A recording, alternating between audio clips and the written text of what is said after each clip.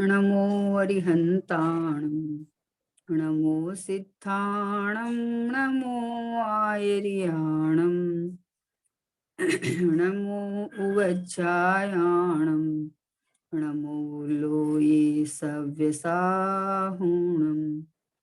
मङ्गलं भगवान् वीरो मङ्गलं गौतमो गणि मङ्गलं कुन्द कुन्दाढ्यो जैन धर्मोऽस्तु मङ्गलम् सर्वमङ्गलमाङ्गल्यं सर्वकल्याणकारिकं प्रधानं सर्वधर्माणां जैनं जयतु शासनं जैनं जयतु शासनम् निज स्वरूप को परम रस या में भर्यो अपार बंधु परमानंदमय समय सारे अविकार समय सारे अविकार। हृदय शास्त्र गुरु को बारंबार नमस्कार।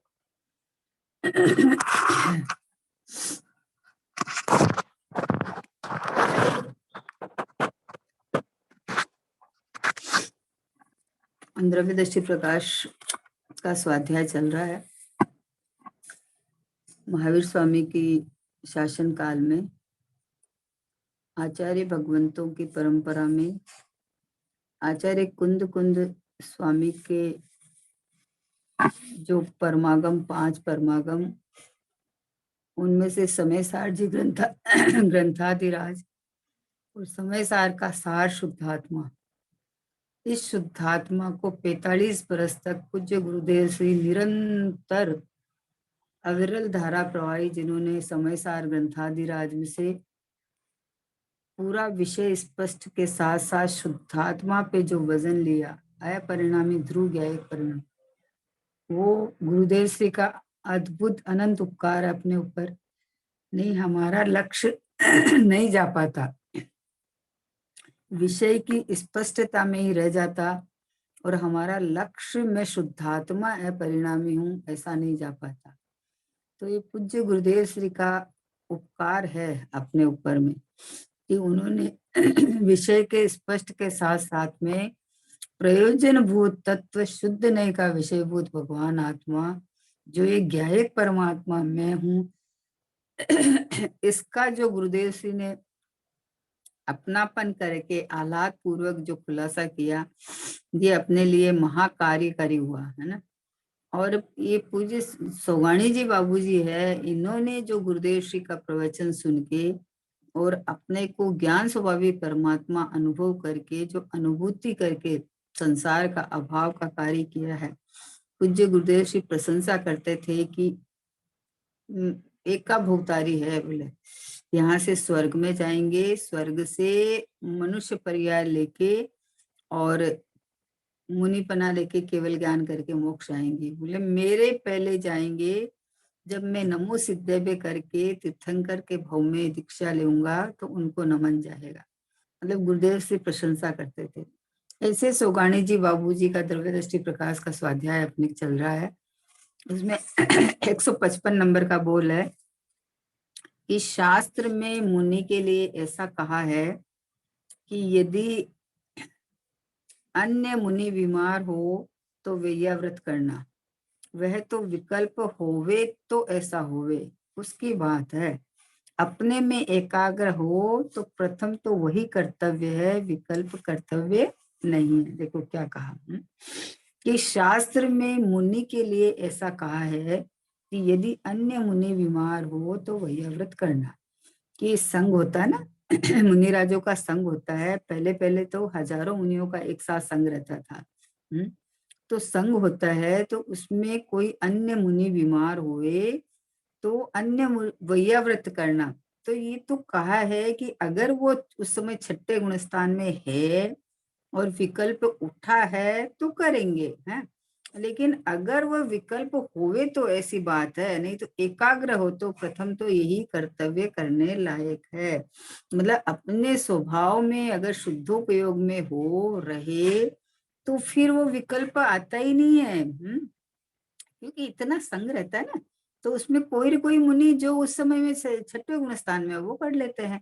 मतलब एक मुनिराज पे कोई भार नहीं रहता है कि वो ही करेंगे।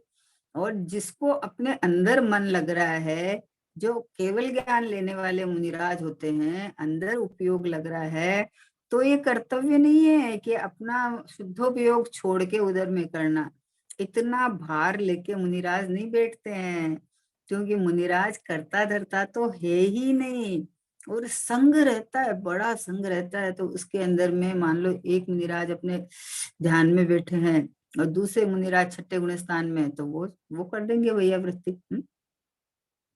कहा है कि एक अगर कोई मुनिराज को समाधि करानी हो तो 48 बोला आचार्य और मुनिराज वहां करवा सकते हैं। तो इसका राज यही है कि मुनिराज का अंतर मुहूर्त के अंदर में ऐसा नहीं है कि 48 मिनट बाहर ही रह जाए, अंदर उपयोग नहीं जाए। तो अगर ऐसा है तो फिर 48 मिनट से ज्यादा वो कैसे कर सकते हैं बाहर में, है ना।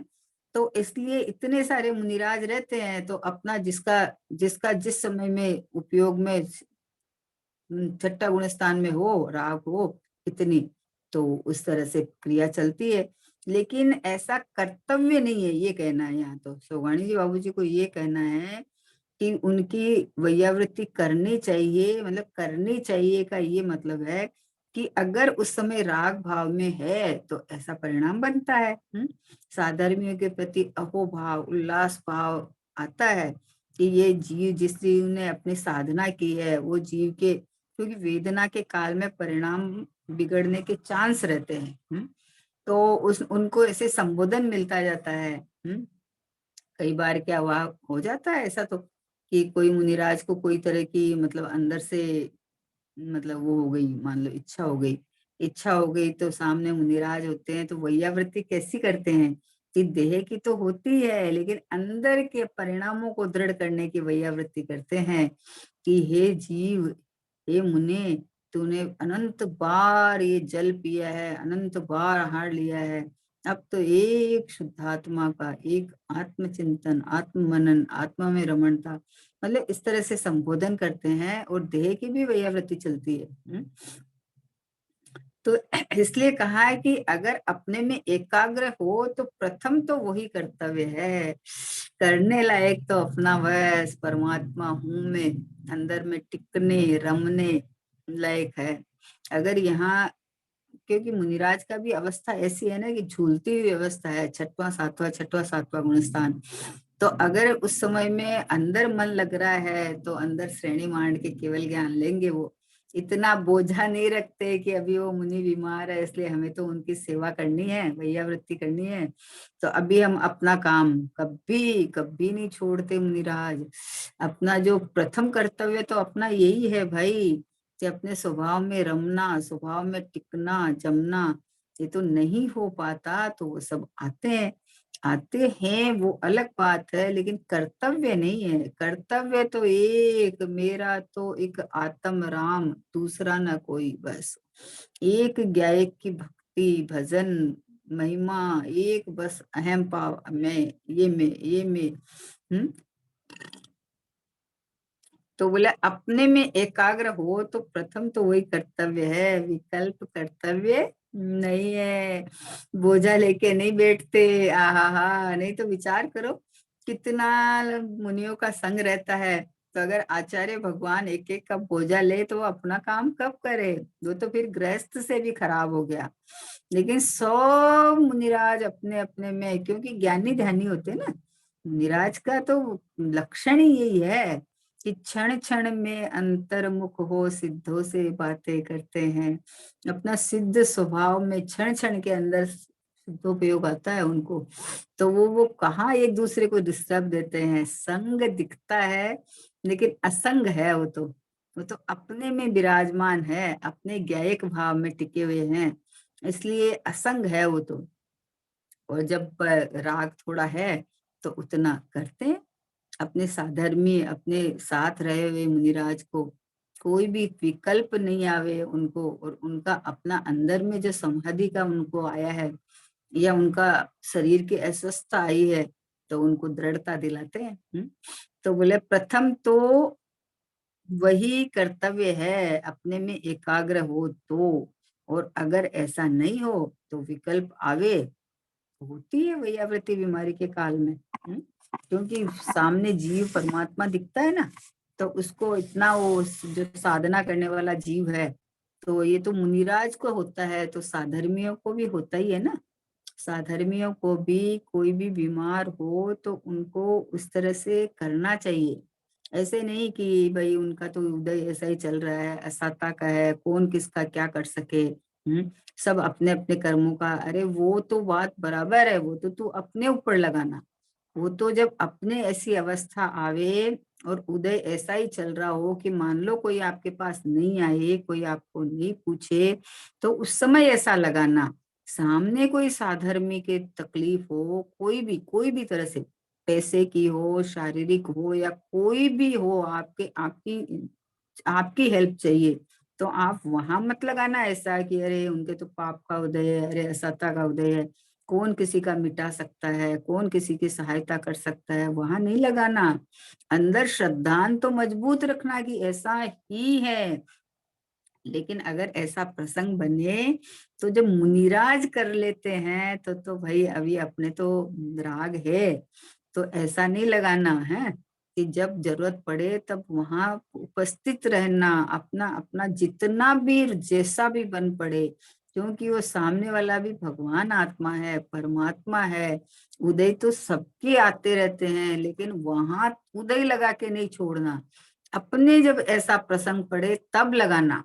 अगर कोई आपका ऐसी बीमारी हो और आपके पास पैसा भी नहीं हो और कोई हेल्प भी नहीं करे, तो अंदर से शांति से बरतना कि भाई इन परमाणु का ठीक होने का काल होएगा तो होएगा।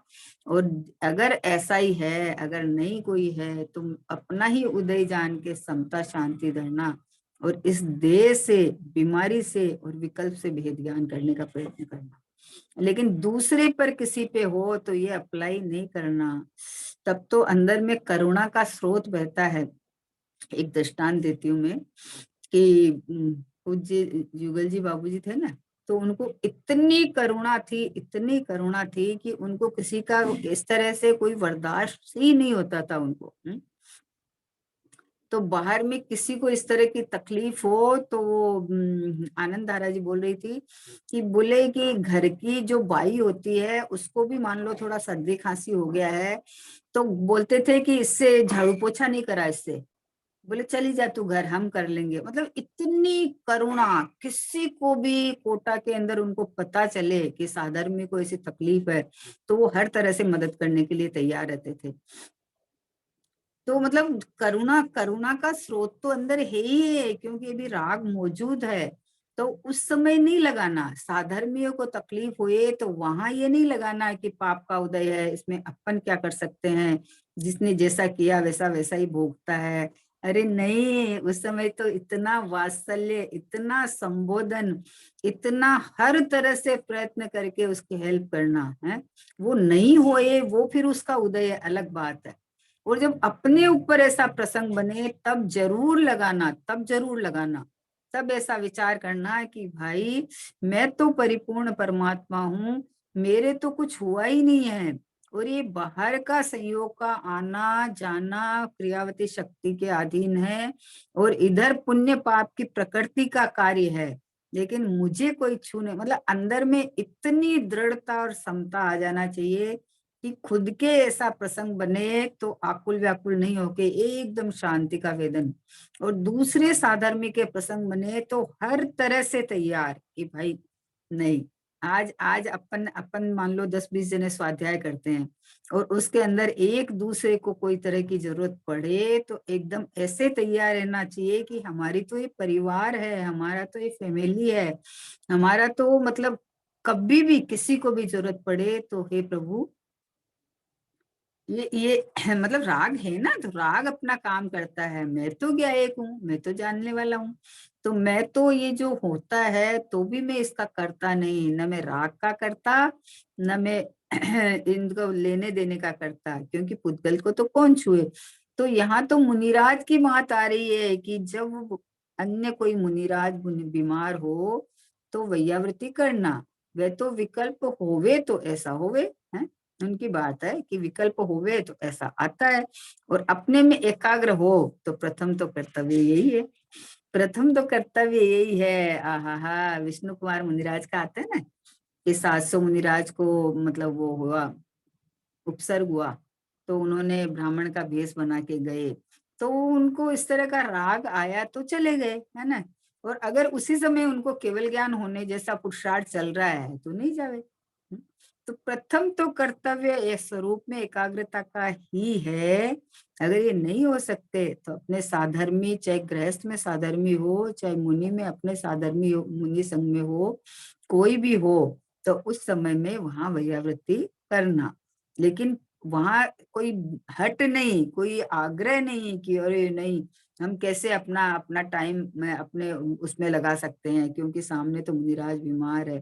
अरे नहीं, ऐसा ऐसा संग रहता है कि मतलब ऐसे जब इतना मिनट आधा आधा घंटा, तो अपने आप उनका सबका अपने लिए पूरा समय सेफ रहता है। और जो छठे गुण स्थान का काल रहता है राग का काल में, उसमें सहज पने ऐसा बन जाता है। फिर 156 नंबर का देखो, अधिक पुण्य ये तो विष्टा का बड़ा ढेर है। आहा, ये गुरुदेव श्री बड़ा बार बार काटते थे, बार बार कहते थे धूल है, माटी है। जितना भी रुपया पैसा गहना गाड़ी बंगला सब पुद्गल के ढगले हैं, मट्टी है मट्टी, गुरुदेव श्री बार बार में फरमाते थे। तो ये सोगानी जी बाबू जी बोलते हैं, अधिक पुण्य वह तो विष्टा का बड़ा ढेर है, बताओ। और ये जीव सारे दिन, अभी तो पुण्य का ही ठिकाना नहीं है, सारे दिन ये कमा लो, ये कर लो, वो कर लो, वो कर लो, इसने ऐसा कर दिया, उसने ऐसा कर दिया, मतलब ऐसे जाल के अंदर ऐसा फंस गया है कि उसको मतलब पैसे के अलावा कुछ दिखता ही नहीं है। ऐसे लगता है पैसा ही सर्वस्व है, पैसा हो तो अपन कर सकते हैं, पैसा हो तो नौकर चाकर रख सकते हैं, पैसा हो तो इलाज करा सकते हैं, पर देखो कहाँ है ऐसा। देखो अभी वो आया ना कल वो उनके तिया की बेटी थी, सुनील जी जो सूरत वाले गुजर गए ना उनके। तो ये इतना सूरत के इतनी संस्था थी, उन्होंने सबने कुछ कुछ बोला है ना कि अरे उन्होंने सबके लिए इतना किया इतना किया। तो वहां ये बोल रहे थे, ज्ञाता जी वो उसका कर रहे थे, बोल रहे थे कि मतलब कोई तरह की कमी नहीं थी, परिवार इतना बड़ा, सब खड़े थे, पैसे इतने की कोई कमी नहीं थी, हॉस्पिटल अच्छा से अच्छा, सब कुछ चल रहा था, सब हाथों में था। लेकिन फिर भी एक समय उस जीव का बचा नहीं सकते। तो कहने का मतलब है कि अधिक पुण्य ये तो विष्टा का बड़ा ढेर है। अपन सोचे कि अपने पास सब कुछ है तो अपना क्या बिगड़ेगा। तो बोले हाँ, भगवान आत्मा में हूं तो कुछ नहीं बिगड़ेगा, क्योंकि वो जीव मान लो गया है ना, तो अच्छे अच्छे थे ना, अच्छे थे, सब तरह से अच्छे थे, तो उनके परिणाम तो अच्छे ही होंगे, वो अच्छी ही जगह गए हैं। लेकिन पैसे के बल से सोचे कि हम बचा लेंगे, इलाज करवा लेंगे, या फिर हमारे तो इतनी संस्था के हैं तो हमारे तो हजारों लोग खड़े हैं, बोले ऐसा कुछ चलता नहीं है, है? आयु कर्म का निषेध जब गिरता है तो एक समय बड़ा घटा नहीं सकता है, उसमें कुछ भी चलती नहीं है। इसलिए भाई प्रथम कर्तव्य तो अपने आत्मा का कल्याण करने का है, दूसरे की सबकी सेवा की, इतने संस्थान में काम किया, सब किया, मतलब प्रथम से प्रथम कार्य तो अपने गायक गायक में रमने का है। मैं तो शुद्धात्मा हूँ, मैं तो भगवान आत्मा हूँ, मैं तो परमात्मा हूँ, मैं तो प्रभु हूँ, ऐसा अपने धुन लगाने जैसा है, एक रस घोलने का है बस, एक चैतन्य चैतन्य चैतन्य चैतन्य, इतना परिपूर्ण कि न मेरे में कुछ कमी है, न मुझे कहीं से कुछ चाहिए, न मेरे को कुछ होके कुछ ज्यादा हो जाएगा, न कोई की मुझे हेल्प चाहिए। हेल्प का क्या मतलब है कि कोई मुझे कुछ हेल्प कर दे तो मेरा हो जाए। भाई तू स्वयं अपनी हेल्प कर, तू अपने को परिपूर्ण परमात्मा देख ना। अभी इसी समय में है, देह में रोग आवे तो भी मैं परिपूर्ण, पैसा का इधर उधर हो जाए, कमी हो जाए तो भी मैं परिपूर्ण है, संयोगों में कुछ हो जाए फेर फार तो भी मैं परिपूर्ण है, कुछ भी हो जाए, परिणामों के अंदर भी मान लो बिगाड़ हो जावे तो भी मैं तो परिपूर्ण हूँ। मतलब कहने का क्या मतलब है कि सब होता रहे और राग होता रहे फिर मैं परिपूर्ण हूँ, ऐसा नहीं बताना है। यहाँ बताना है कि मैं परिपूर्ण हूँ, इसका बल रख, इसमें अहम पान मैं पना कर ले। तो बार बार मैं पने में, क्योंकि देह में मैं पना करे कि देह की बीमारी में दुखी होता है, संयोगों में मैं पना करे तो संयोगों के हेर फार में दुखी होता है। तो मैं पना एक गायक भाव में कर लेने का है कि मैं तो ये गायक परिपूर्ण ध्रुव परमात्मा भगवान आत्मा हूँ। तो फिर ये बाहर में ये जो पुद्गल का जो अधिक पुण्य विष्टा का ढेर क्यों कहा बताओ? क्योंकि सारा पुद्गल है, सब पुद्गल है। और पुद्गल क्या है? पुद्गल पुद्गल में कहाँ भेद चुने बताओ? जिस चीज को अपन महागंदी समझते हैं, सुअर उनको हलवा समझ के खाते हैं, समझे? तो फिर वो क्या फर्क है बताओ? विष्टा विष्टा ही है। पुद्गल तो पुद्गल ही है। हम हीरे को इतना अच्छा लगा के गले लगाते हैं और अंदर तिजोरी में रखते हैं, उसकी कीमत करते हैं, पर है तो पुद्गल परमाणु, उसको तो ज्ञान नहीं है। और ये जीव अपने चैतन्य हीरे को छोड़ के और पुद्गल को गले लगाता है। कोई भी प्रॉपर्टी हो सब पुद्गल का ढगला है और वो विष्टा है। विष्टा कहे तो थोड़ी चोट तो लगे, है? और नहीं है तो पुद्गल कहे तो बोला हाँ ठीक है, पुद्गल है, संयोग में तो चाहिए, गृहस्थ है तो अभी तो इतना तो चाहिए ना, इतना तो राग है ना। भाई स्वभाव में राग नहीं है। आहा, मैं तो वितराग स्वभावी हूँ, मैं तो परिपूर्ण हूँ। इस चैतन्य आत्मा को कुछ नहीं चाहिए, इतने गुण और शक्ति आनंद भरा हुआ है कि इसको अनंत काल तक सुखी रहने के लिए कुछ नहीं चाहिए, कुछ नहीं चाहिए। बहानेबाजी नहीं बनाना। गृहस्थ है तो गृहस्थ में इतना तो चाहिए ना। आजकल पैसा नहीं हो तो कोई नहीं पूछता, पैसा नहीं हो तो कोई इलाज नहीं होता। ये देखो पैसे का ढगला ढेर लिए घूमे तो भी इलाज नहीं होता। क्योंकि परमाणु का परिणमन है भाई, उसका अपना क्रमबद्ध परिणमन है। आरोप निमित्त पे उपचार करे तो असाता का उदय, लेकिन वो भी उपचार है। वास्तव में देखो तो हर एक परमाणु का स्वतंत्र परिणमन है, उसका जैसा होना है वैसा होता है अपना, है। आबादा काल पकने के बाद में जैसा जिस जाति का अंदर परिणाम की योग्यता से उदय में आता है तो आता है। तो मैं तो ज्ञाता दृष्टा हूं ना, मैं तो चैतन्य परमात्मा हूं ना मैं तो भगवान आत्मा हूं ना, मैं तो ये गायक हूं ना, है। मेरे गायक की सीमा इतनी सील्ड है कि इसमें किसी का प्रवेश है ही नहीं। आहा हा हा। ऐसा मतलब हर स्थिति परिस्थिति बदलती है लेकिन मैं नहीं बदलता। बाहर का सब संयोग वियोग में से होता है, बदलता है, लेकिन मैं नहीं बदलता। मैं तो हूँ सो हूँ, परिपूर्ण हूँ तो परिपूर्ण हूँ, अनंत वैभववान हूँ तो वैभववान हूँ, अनादि अनंत हूँ तो अनादि अनंत हूँ। ऐसा ये चैतन्य परमात्मा मैं हूँ। इसलिए अधिक पुण्य के चक्कर में नहीं पड़ना है। कैसा पैसा आता रहे ना तो ऐसा लगता है हमारे तो पुण्य का उदय चल रहा है ना। अरे पुण्य का उदय चल रहा है, फंसने के लिए नहीं चलता पुण्य का उदय। पुण्य का उदय मैं तो ये बोलती हूँ कि अगर आपके पास साधन हो गया है आयु पर्यंत का, तो आप एकांत पकड़ लो, आप अपना स्वभाव की साधना करो। क्योंकि देखो उपयोग तो लुटीजता है। कहीं भी आप अटको तो आपको उसके प्रति विकल्प आते ही है, नहीं आते ऐसा नहीं है। उपयोग लुटीजता है।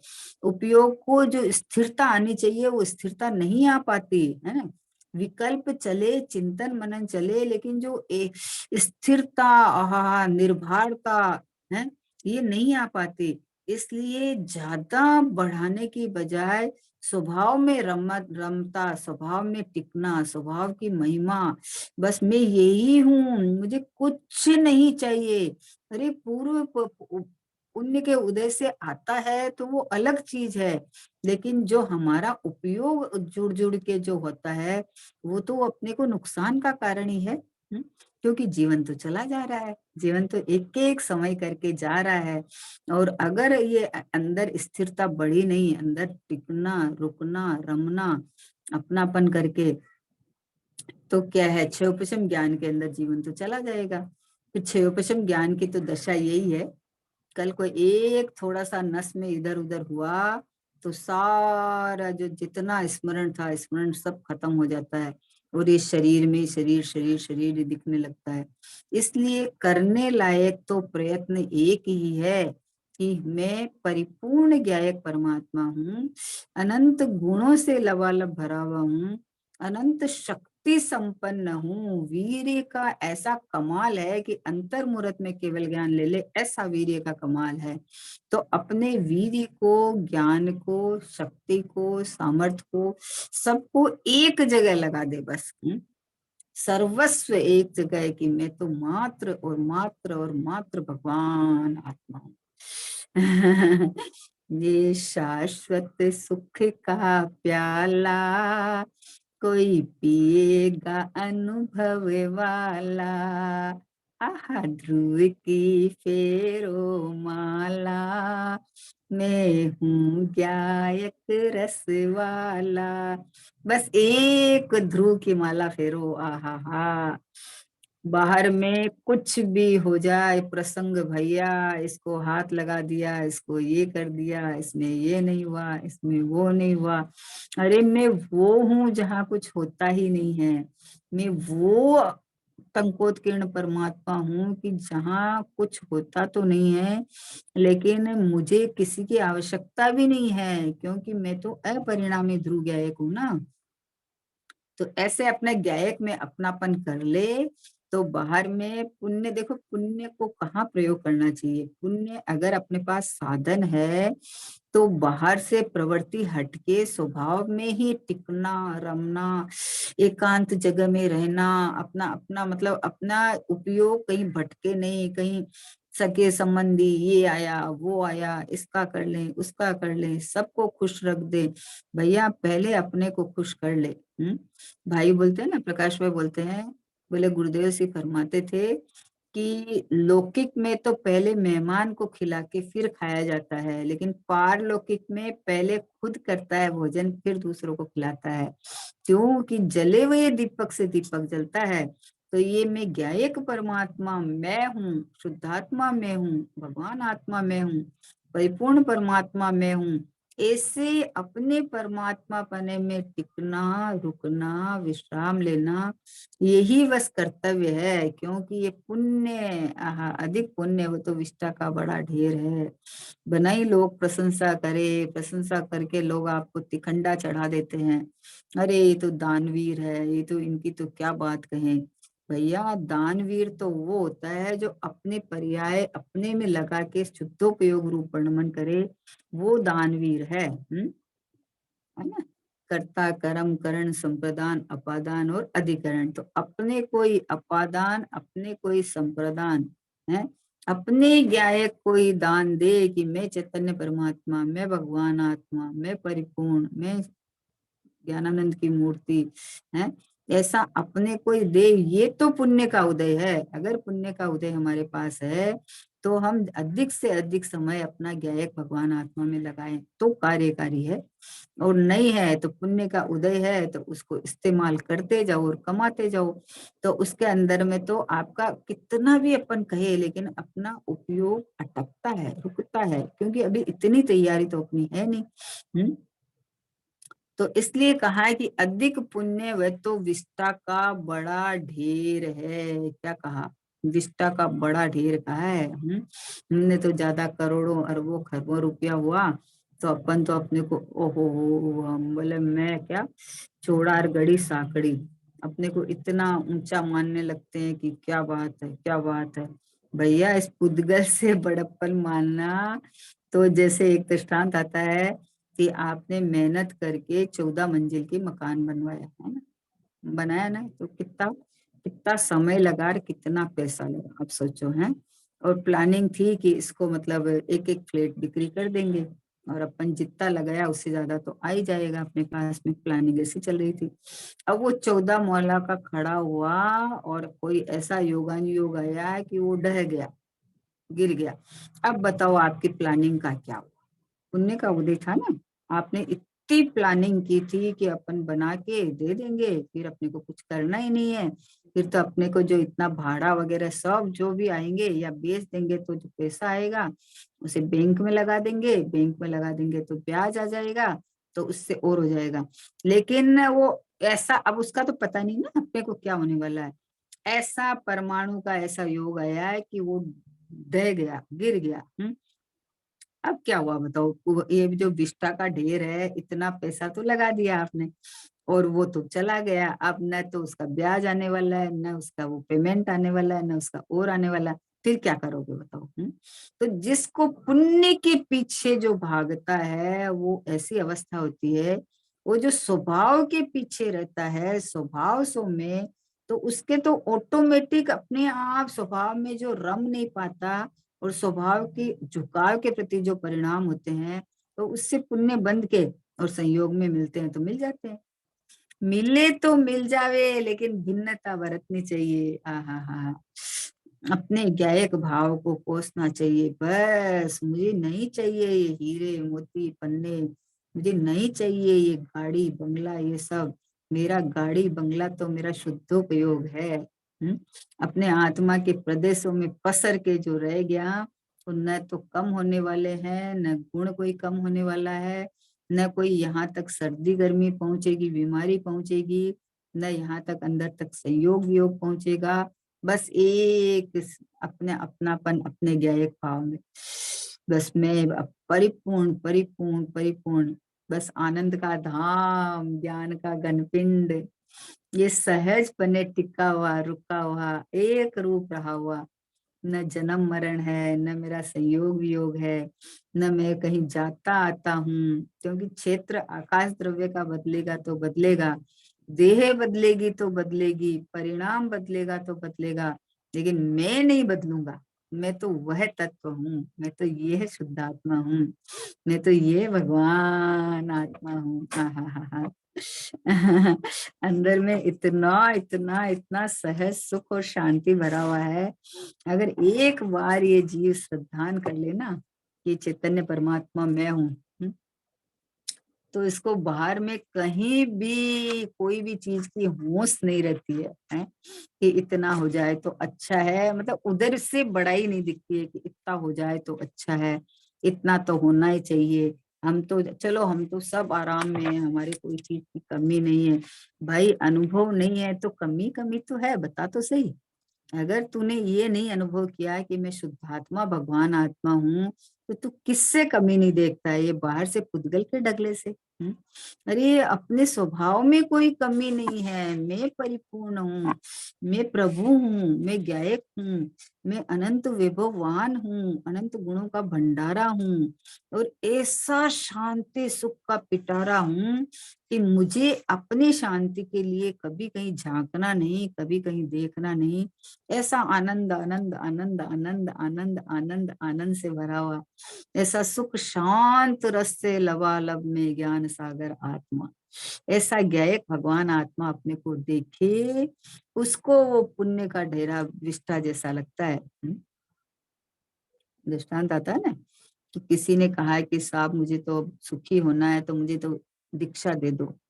तो परीक्षा ले कि बोला अच्छा, तुम्हें दीक्षा लेने का भाव हो रहा है? बोले हम तो घर बार छोड़ के आ गए। तो थोड़ी देर बाद उसको याद आया कि अरे अपन ताला तो दे के आए ही नहीं। बोले अभी तेरी लायकात नहीं है दीक्षा लेने की, जा वापस जाके प्रैक्टिस करके आ। फिर थोड़े दिन बाद आया तो चलने लगा साथ साथ, तो सामने देखा है कि एक किसी का सोने का कोई गिरा हुआ है। तो पति पत्नी थे मान लो, तो पत्नी तो चल रही थी और पति ने उसको ना उस पे मट्टी डाल दी, उसके ऊपर मट्टी डाल दी। तो कि किसी का दृष्टि नहीं जावे, कि इसके ऊपर उपयोग जावे, तो तुम्हारी चली गई है ना दृष्टि, तूने सोना मान लिया ना उसको। तो फिर कहा कि भाई तू अभी लायक नहीं है। क्यों लायक नहीं है? कि तूने मट्टी में और सोने में फर्क लग रहा है तुझे अभी, तो तुझे तो अभी पुद्गल में ही रस है। तो वैसे ही कोई भी परमाणु, चाहे देह के परमाणु हो, चाहे बाहर में सोने चांदी हीरे के परमाणु हो, चाहे बंगले गाड़ी के परमाणु हो, चाहे बाहर में संयोग चेतन अचेतन जो भी हो, सब पर है मेरे से, कोई भी अपना नहीं है। एक ज्ञायक भाव, एक शुद्ध आत्मा, ये भगवान आत्मा, बस ये मैं हूँ। वो वहां उसका छूटा, छुट्टा पड़ा था, लेकिन अपनापन करके उसको बांध रखा था। और जब ये पता चला कि मैं तो ये शुद्धात्मा हूँ, मैं तो ये भगवान आत्मा हूँ, मेरा ये चैतन्य रत्न डायमंड ऐसा है कि न इसको कोई चुरा सकता, न इसमें कोई प्रवेश पा सकता, न यहाँ कुछ बिगाड़ सुधार हो सकता। बस मैं तो बस अनंत अनंत अनंत अनंत अनंत विभवधारी, अनंत गुणों का रत्नाकर, आहा हा हा, अनंत गुणों से भरा हुआ भंडारा, अनंत काल तक ऐसा कैसा रहने वाला ये चैतन्य परमात्मा, बस ये मैं हूँ। ये बस मैं हूँ, ये भगवान आत्मा बस मैं हूँ। ऐसे ये पुण्य का ढेर विष्टा लगना चाहिए। बहुत पुद्गल को पुद्गल जाने, तो उसमें फर्क कैसे मालूम होता है? होता ही नहीं, कोई कोई फर्क नहीं पड़ता। अरे ये करोड़ों का है और ये 100 रुपये का है। भैया 100 रुपया भी पुद्गल है, करोड़ों भी पुद्गल है। अब करोड़ों टाइम पे काम आएगा, अगर आपका पाप का उदय चल रहा है तो नहीं काम आएगा, पुण्य का उदय चल रहा है तो आप उस समय में भी मिलेगा, मिलेगा ही मिलेगा। तो इसलिए परद्रव्य से वांछा रखना ये महामिथ्यात्व है। पर द्रव्य मेरा कुछ नहीं, मैं एक ज्ञायक भाव हूँ। मैं इतना परिपूर्ण हूँ, इतना परिपूर्ण हूँ कि मुझे कभी किसी से कुछ भी चाहिए की जरूरत नहीं है। हाँ, अगर है ऐसा योग संयोग तो आता है, अलग चीज है, वो अलग चीज है। कोई उससे द्वेष नहीं है, क्योंकि परद्रव्य से न राग रहता है, न द्वेष रहता है, न अपनापन रहता है, न परायापन रहता है। पर गेय है, बाहर क्षेत्र में पड़े हैं तो रहो अपने में, कोई दिक्कत नहीं है, है? देखो, आत्म अनुभव करना रे भाई, आत्म अनुभव करना, आत्म अनुभव नहीं किया तो भवसागर में परना रे भाई, आत्म अनुभव करना। और जगत की थोती बातें तिनके बीचन पर नारे, काल अनंत दिन यो बीते, एको काज न सर नारे भाई, आत्म अनुभव करना रे। अनुभव कारण सिरि जिनवाणी, ताहे को उर धर नारे, या बिन को ही तू ना जग में, छिन एक नाही विसर नारे भाई, आत्म अनुभव करना रे। आत्म अनुभव ते शिव सुख हो, फिर नहीं जहाँ मरना रे। और बात सब बंद करते हैं, यारीत बंद कतर नारे भाई, आत्म अनुभव करना रे। पर परिणति से परिवश पर है, ताते फिर दुख भरना रे। चंपायाते पर परिणति तज, निज रचि काज सुधरना रे भाई, आत्म अनुभव करना रे भाई, आत्म अनुभवी करना रे। बस हे भैया, मैं शुद्धात्मा हूँ, मैं परमात्मा हूँ, मैं भगवान आत्मा हूँ, ऐसा अनुभव करना। बस अनुभव करने लायक इतना ही है कि मैं